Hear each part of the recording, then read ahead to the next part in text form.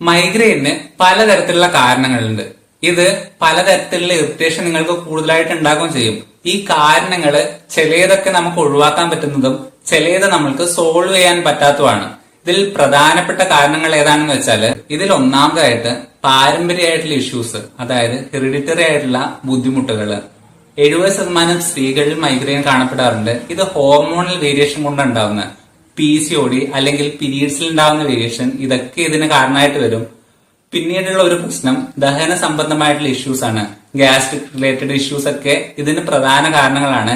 ഇതെങ്ങനെ ഉണ്ടാവുന്ന വെച്ചാൽ നമ്മുടെ ദഹന രസത്തിൽ ഉണ്ടാകുന്ന വേരിയേഷൻ ആണ് ഇതിന് പ്രധാനപ്പെട്ട കാരണം. പിന്നീട് ഇതിൽ കാണപ്പെടുന്ന ഏറ്റവും പ്രധാനപ്പെട്ട ഒരു ബുദ്ധിമുട്ട് എന്ന് വെച്ചാൽ നെർവ് റിലേറ്റഡ് ഇഷ്യൂസ് ആണ്. അതായത് നെർവ്സിന് പ്രോപ്പർ ആയിട്ട് ബ്ലഡ് സപ്ലൈ കിട്ടാണ്ടിരിക്കുമ്പോൾ ഇത് മൈഗ്രെയിൻ ട്രിഗർ ആക്കാറുണ്ട്.